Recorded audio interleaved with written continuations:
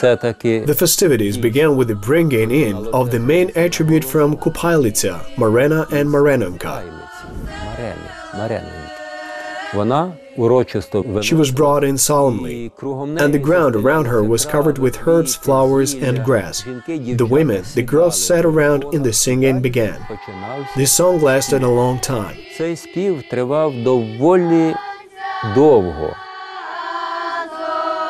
It was boring for the boys. They wanted to forcibly bring the Kupailytsia down. As soon as the Kupailytsia was down, it was a signal that the holiday is complete and people can continue with bonfire, dances and ruckus. So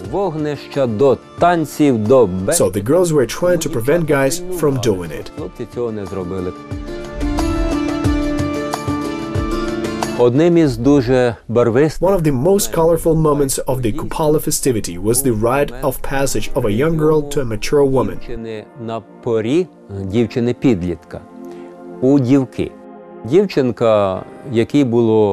young girl, who was 14 years old, was not yet a maiden, but she was no longer a child, and the adults in the village understood that this status had to be legalized.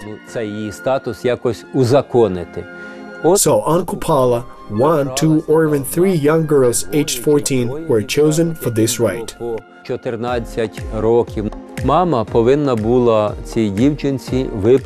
the daughter was sitting under the Kupailytsia, the mother brought in a colorful wreath, which she festively placed on her daughter's head, kissed her, said kind words and made wishes. Naturally, the mother cried her daughter as the best and most beloved child. Then the girl's father, brothers, sisters, girlfriends, friends and neighbors all congratulated her. Then the strongest boys took the girl in their arms and the guests sang "Mnohaya lita," many years, in her honor.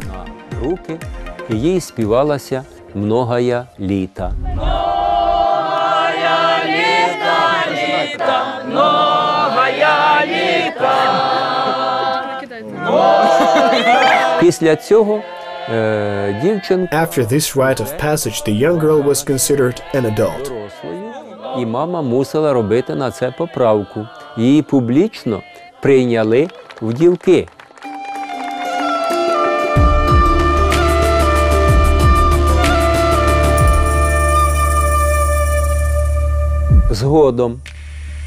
Next were the main sacred elements of this festivity.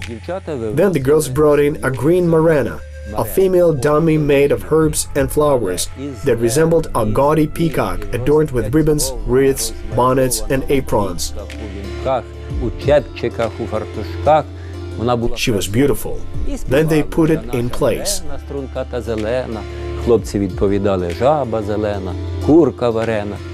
And later, the boys brought in their dummy of Kupalo. It was made from dry weeds and tree branches. It looked absolutely ridiculous. The girls even mocked it, saying, "What in the world is this Kupalo?"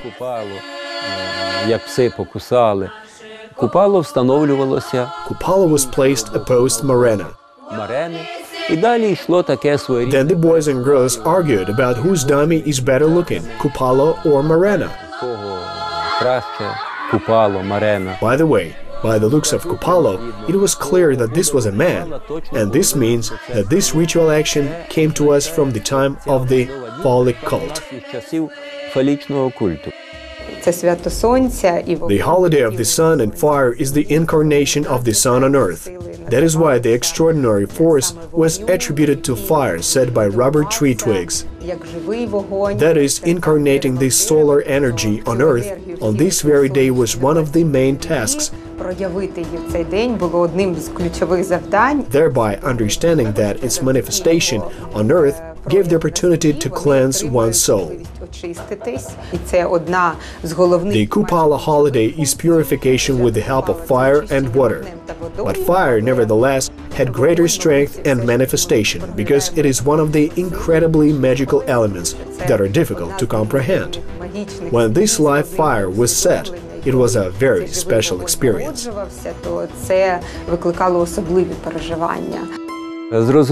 It is clear that before the start of the Kupala holiday, a bonfire had to be set up at the place of festivities.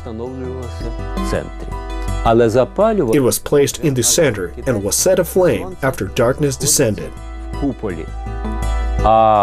The sun is high, and the paraphernalia which represented it was called a stepping wheel.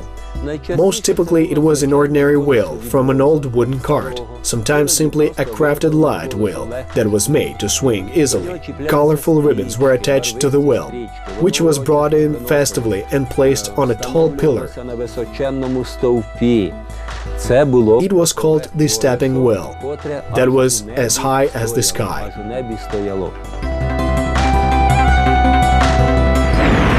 The girls surrounded the wheel, grabbed the ribbons and followed the sun in their circle dance.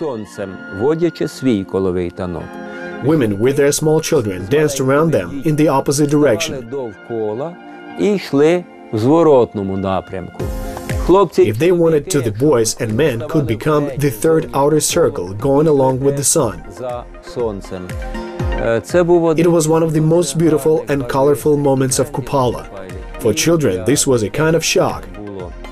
From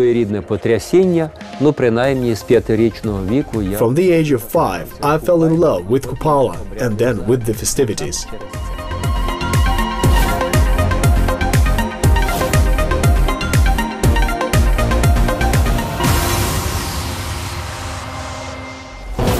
Then came the moment of setting the bonfire aflame.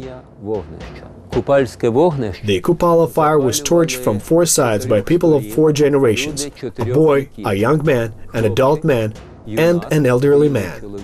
They either approached the fire on foot from the 4 sides, or they could approach it on horseback. Very often this fire, which was used to torch the bonfire, was called a need fire. First the torches were lit from it, and then the bonfire itself. When the fire flared up and had gained full strength, the girls, realizing what would follow, began the song "Oh, on the Kupalo water has come." And at that time the mischievous guys and the naughty children came running from all sides with buckets of water, swilling everyone. There were loud screams and squeaks, but nobody condemned it, and it was all welcomed, because Kupala swilling was nothing more than wishes of health and longevity. Бо обливання водою на Купайла було нічим іншим, як побажанням здоров'я, побажанням довголіття. Moreover, the sun was still shining, warming everything up, and the fire was already burning. Nobody was afraid of that water.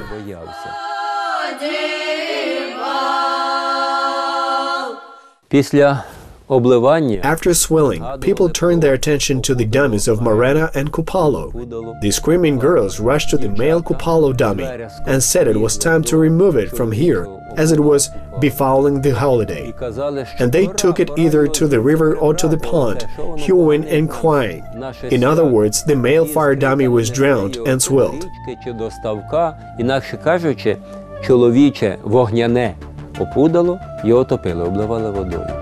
Then the guys, in order to take revenge, grabbed their green Marena, an elegant beauty in ribbons and bonnets. But because it was moist, they carried it to the bonfire. On the way, there the people stopped them and said, "Hold your horses, do not burn this beauty yet."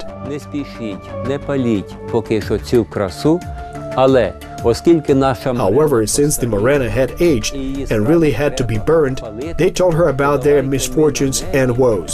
There are those they did not want to experience and those that they would prefer to avoid.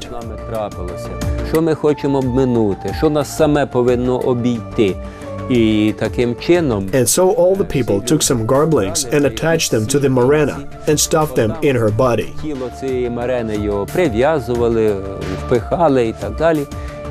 And at the same time they told the Marena about everything they did not want to have, and only after that, all those evil things they did not want had to be burnt with this Marena.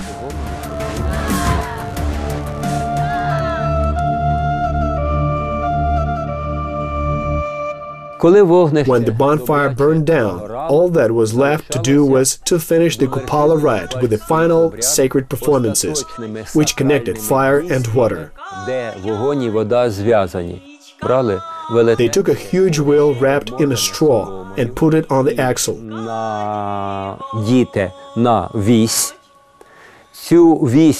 Men took this axle from both sides. The wheel was inflamed from the Kupala bonfire, and in unison with screaming, whistling, and rumpus, it was rolled to the river or to a pond in order to drown it.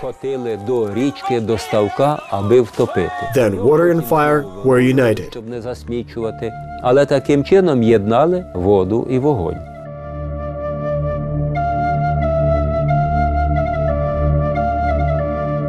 В цей же час хлопці At the same time, the boys brought down the fire raft.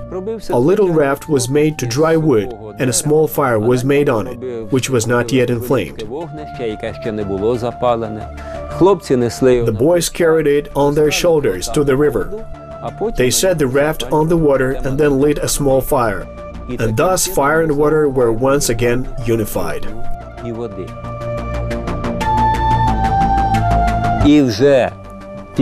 And finally, the time came for the girls to do their duty. The girls took their wreaths, which they wore during the entire festivities, and small wooden planks with candles, and carried them to the river, put their wreaths and a plank with an inflamed candle on the water. Then the wreaths floated down the river. Then it was the boys' turn. Their goal was to catch a wreath and guess which girl had placed which wreath in the water. If the boy picked the wreath of the girl that he wanted to be with him, який занесла його дівчина, або він хотів би, щоб вона була його дівчиною. Коли він виловлював його, то then the girl, whether she liked the boy or not, had to kiss him at least on the cheek, and she had no right to refuse. Those boys who picked up 5 or more wreaths were covered with the girl's kisses from head to toe. Concerning the wreath in general, it had several functions. After making a wreath, a girl put it on and showed it off to other girls.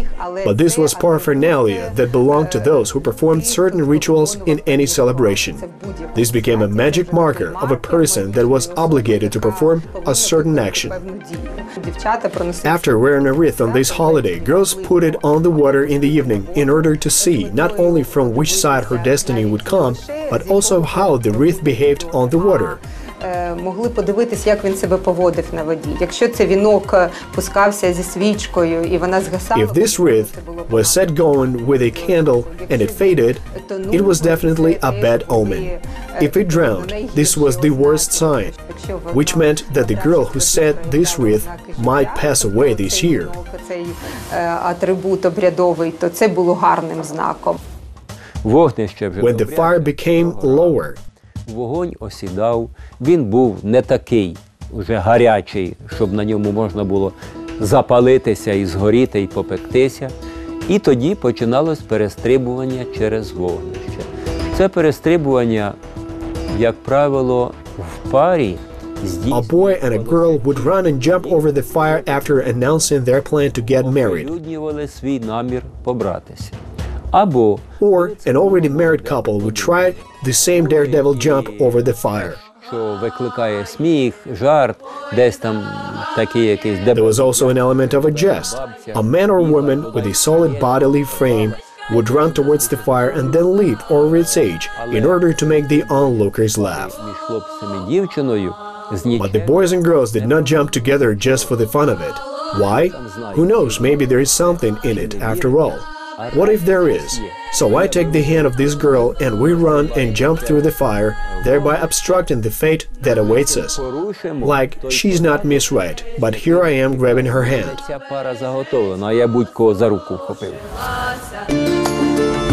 Звичайно, впродовж свята, of course, during the holiday, and in particular after leaping through the fire, there was music. Later, the girls and boys danced all night long. Смеркання і до світання, хто як хоче. This holiday faded away for no good reason, but today we're witnessing its revival. And for me personally, it is a manifestation of this quest for love, which is apparently what Ukrainians are seeking when following Western traditions. But this could be a great holiday dedicated solely to love. After all, it was precisely on this day that matchmaking and fortune-telling took place. And the main actors on this holiday were certainly young people. Therefore, this was about the relationship between young people that were formed and shaped in this period. And of course, when nature was in its most advanced phase, all the guessing and observation of nature and certain corresponding rituals helped people in fortune-telling.